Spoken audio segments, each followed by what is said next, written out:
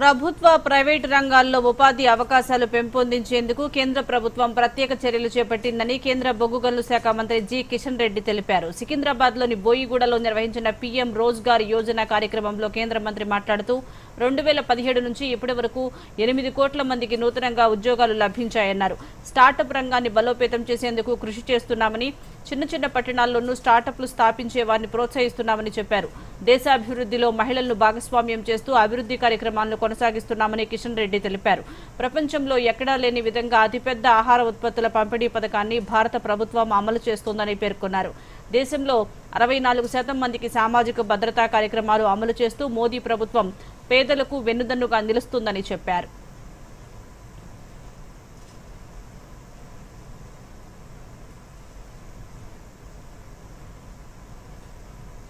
మన దేశంలో ఉన్నటువంటి యూత్ పాపులేషన్ అత్యధికంగా ఉంది కాబట్టి అందరూ గవర్నమెంట్ ఉద్యోగాలంటే రావు. కాబట్టి అందుకే ప్రధానమంత్రి గారు చెప్పారు, don't depend on only government employment, we should create jobs అనేటువంటి విషయాన్ని జాబ్ సీకర్స్ నుంచి జాబ్ క్రియేటర్స్గా మీరు ఎమర్జ్ కావాలనేదే ప్రధానమంత్రి గారి లక్ష్యం.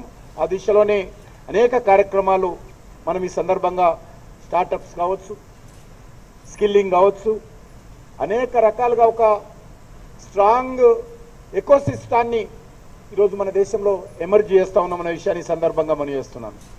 అంతేకాదు ఎంప్లాయీస్ ప్రావిడెంట్ ఫండ్ అసోసియేషన్ ద్వారా చూసినట్టయితే 2017 నుంచి 8 కోట్ల మందికి నూతన ఉద్యోగాలు ఈరోజు ప్రైవేట్ సెక్టార్లో కానీ, మ్యానుఫ్యాక్చరింగ్ సెక్టార్లో కానీ, సర్వీస్ సెక్టార్లో కానీ, గవర్నమెంట్ సెక్టార్లో కానీ